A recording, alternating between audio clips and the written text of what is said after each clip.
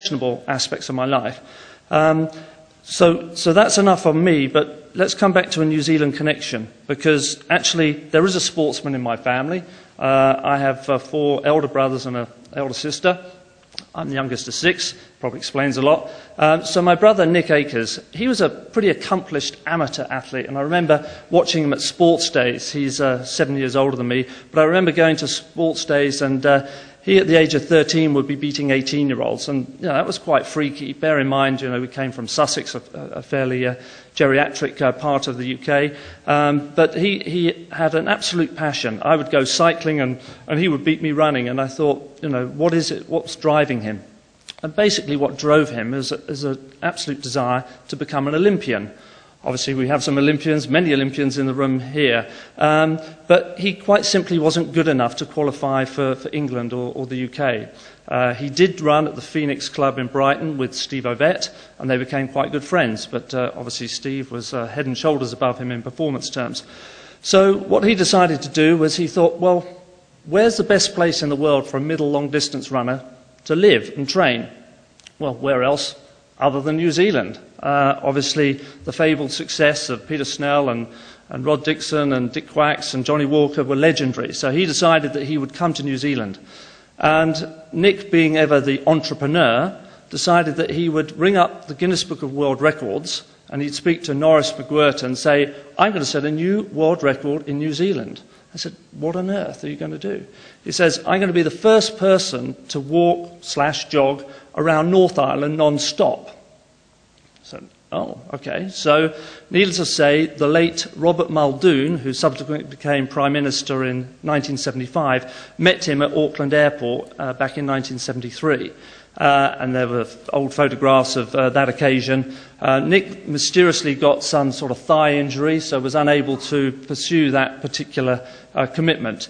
Anyway, Nick moved to Dunedin, and he did actually, I don't know if you can see the certificate, but in Invercargill, he actually won the junior men's 1,500 metres in a time of, I think, 4 minutes and 26 seconds.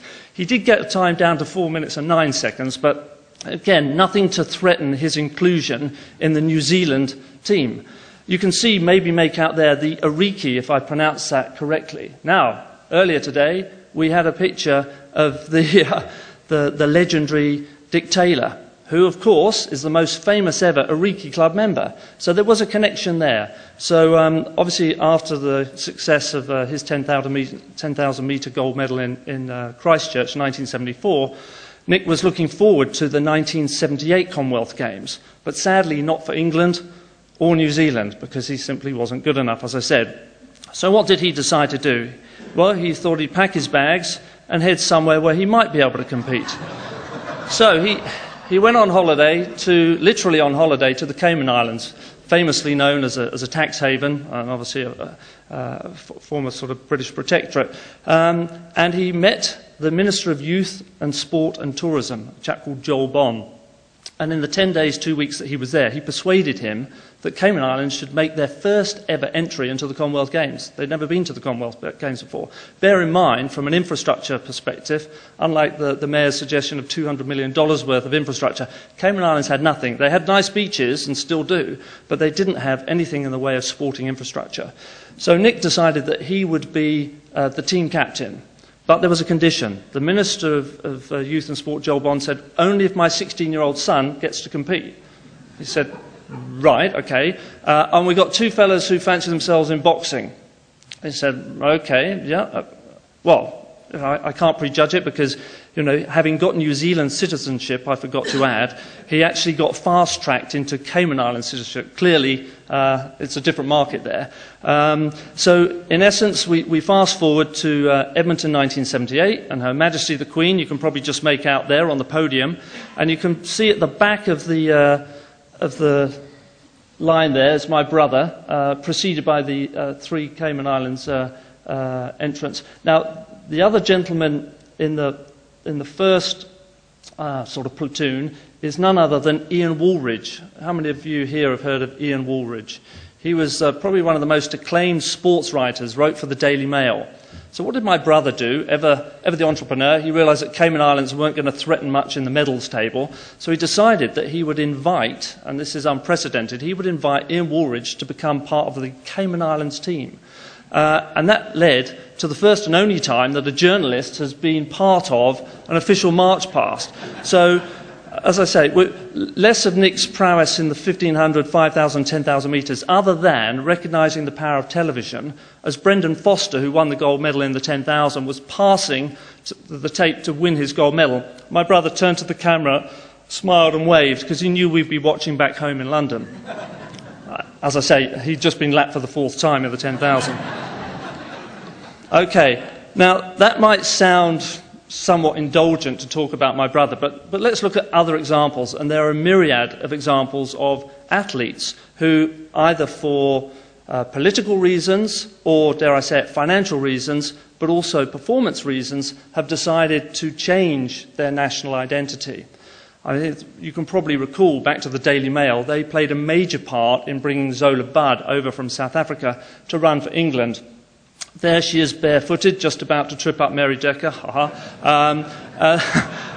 in the 1984 Olympics. If you then look at Stephen Cherona, and I won't try and pronounce his new Islamic name, Saif Saeed Shaheen, obviously the world 3,000 metre hurdling champion and steeplechase champion, and he, in common with many other leading Kenyan athletes, effectively transferred their identity to Qatar. Now, it's been frowned upon, and it does happen, and it will continue to happen. But this is a further example of how money plays a part in sport, particularly when it comes to winning medals.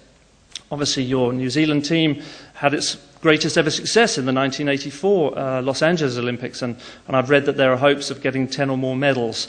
But in reality, the price of success and the glory associated with it is obviously encouraging people to use every means possible to secure the best possible talent, which is why we come on to Ricky Flutie. Because England, quite candidly, we'd be delighted to have as many people as Graham and Steve would like to throw at us. You know, we're a glad recipient of any former or wannabe All Blacks, I should say. And as I say, in Ricky's case, don't you love the wallaby on the ground there? Anyway, in Ricky's case, it was very much a situation where he realised that it wouldn't be possible for him to get through normal grounds of parents or grandparents, but again, he was able to get through citizenship, a position in the UK, and obviously has had great success.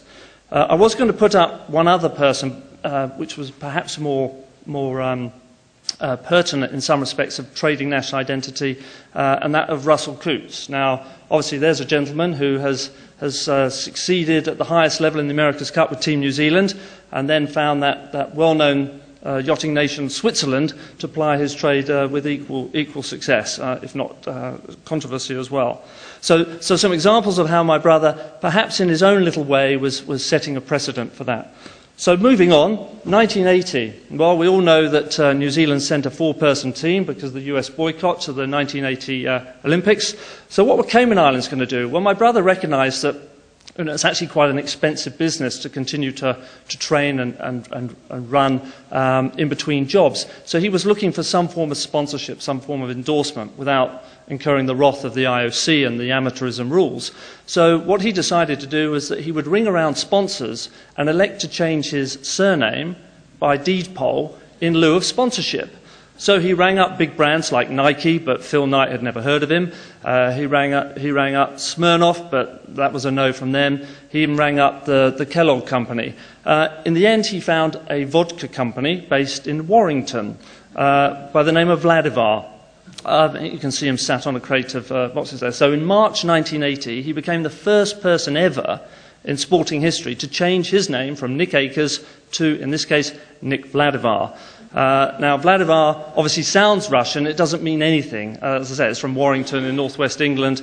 But it captured an awful lot of publicity. Now, you'll like John's cartoon from the Daily Mail because it says there, in lane 1, Nick Vladivar, 2, Johnny Walker, 3, Mick Martini, Sid Schweppes, Dan Dubonnet. So, apocryphal as it is, there was this great amount of interest being shown in Nick. And I doubt people outside of the gold medalist would have had anything like the coverage that my brother secured. And the point of this story was to just effectively show the innovation and the entrepreneurialism to try and raise capital. And this is an issue that's confronting the long tail of sportsmen and women around the world.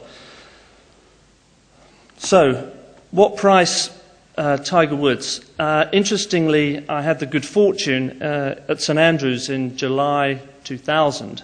Tiger had just won his third major, the US Open, that year. And I had dinner with Lee Westwood, Darren Clark, Chubby Chandler, their manager. I ended up buying his business a few months later. And Butch Harmon, who was then the fabled coach of Tiger Woods, who burst onto the scene in 1996 and clearly was the wonder kid of golf. Interestingly, when we were discussing our various businesses and history over dinner, I couldn't help but bring up my brother's experience. So I put it to Butch. I said, well, why wouldn't Mark Steinberg, Tiger's agent, and IMG consider approaching Nike? And maybe Tiger might consider changing his name from Woods to Nike. Anyway, rather than fall about laughing, Butch thought it was a fabulous idea. He really loved it. And he said, yeah, I promise you I'm going to talk to Mark Steinberg, who I didn't know, I only knew by name. Yeah, let me put it to Tiger. Now, bear in mind that until Tiger burst onto the scene, Nike had no presence in golf whatsoever. Zero revenue contribution. They signed Tiger up to a long-term deal, effectively giving him a 5% royalty. It's now a $1 billion golf business. And of course, at the time of Tiger's extracurricular activity, they were one of the few major sponsors that stood by him. So the point of the story was that there I was, had dinner, convinced that I was going to get in with the world's probably greatest, or soon to become greatest living sportsman and the first dollar billionaire in sports, only for then Tiger to win the British Open. During the course of that week, he won by 8 shots over Thomas Bjorn. He then went on his Tiger Slam, so effectively having won the US Open and then the British Open, his first British Open, he then went on to win the PGA Championship and the Masters the following year in 2001. So at that point, Tiger held all 4 major trophies. So I think in the melee of all of his success, my idea didn't really progress. Anyway, the other juxtaposition here I put is Jeremy Lin. Now, who hasn't heard of Jeremy Lin in the room? Well, it's extraordinary because he burst onto the scene as recently as February of this year. Now, the Linsation, the Linsanity that we created was done in such a short time frame, largely as a consequence of social media. I mean, you all know the story, being passed over by 2 NBA teams, could barely get a place in the Knicks as point guard, and then, lo and behold, through injuries and suspensions, he gets his big break. And effectively sets a record, sets a points record and assist record in the first 5 games that he played for the Knicks, and turned their season around. So the Linsanity then led to another war. Was he Chinese or was he Taiwanese? Now, of course, his parents are Taiwanese and they emigrated to the States. But, oh no, the Chinese wanted a piece of the action. And why would you blame them? Because what you have to remember is that in China, basketball is the #1 participant sport. Over 300 million people play basketball. Now, the last figures from FIFA said there are 265 million people that play football, that are registered football players. So actually more people in China play basketball than are registered footballers in the whole world. And that's largely a function of space constraint, the one-child policy, but also it's because in 1987 the NBA had the foresight to give their signal free of charge to CCTV, China Central Television. So from 1987 onwards, the Chinese population started to sample and experience basketball. Needless to say, there was a certain Great Wall of China, Yao Ming, who also assisted in the development of basketball. After his major feature in the Sydney Olympics in 2000, he was the first draft pick for the Houston Rockets in 2002, and then had a glorious 8-year career. But interestingly, the first match he ever played when playing for the Houston Rockets against Shaq O'Neal of the Los Angeles Lakers, 200 million Chinese live watched his first game. So what I'm saying is that you get a situation, and again, sort of analogous situation here with the Linsanity that's been created, is sport probably touches, as a genre, more than anything else. And the speed now, courtesy of technology and social media, the impact that it can have. Interestingly, the first people to actually sign up Jeremy Lin from a personal endorsement perspective were Volvo, which sadly no longer Swedish. It's part of the Chinese Geely Empire. So Volvo signed him up, and Taiwan's Acer Computers quickly followed up with a deal with the Knicks. So, as I say, whether or not these individuals need to change their surname for sponsorship remains to be seen, but there are examples, particularly in Thailand. Many of the Thai boxers have changed their names to everything from restaurants, gyms, car battery companies, you name it. That's happening all the time. So I think that will be a trend which becomes more prevalent in the year. Just to finish off on Nick, okay, so what happened to Nick after, unfortunately, Cayman similarly boycotted the 1980 Olympics, so he never got there. He changed his name back because obviously the £10,000 of sponsorship didn't last very long. So he changed his name back from Vladimir to Akers. And yes, he competed in the Brisbane 1982 Commonwealth Games. He competed in the 10,000 metres and the marathon, and he came last. But he was absolutely determined. In the same way in 1973, when he'd been greeted by Robert Muldoon, he was absolutely determined he was going to get into the Guinness Book of World Records. And I think this is really, again, further indicative of athletes who clearly aren't necessarily gifted or capable of winning medals, is to keep trying and to fulfill the goals and dreams. And so he basically, avid reader of the Guinness Book of World Records, he poured through it night after night until he could find one that he was confident that he could break. And lo and behold, he found snowshoeing. Having moved to Edmonton after the 1978 Commonwealth Games, godforsaken place, but he decided to live there and still lives there today. And obviously they have some of the most inclement weather on the planet, and snow is a prerequisite to snowshoeing, of course. So he decided that he would attempt to break the then world record, which stood at about 7.5 minutes, which he duly did. And there you can see the official Guinness Book of Records certificate.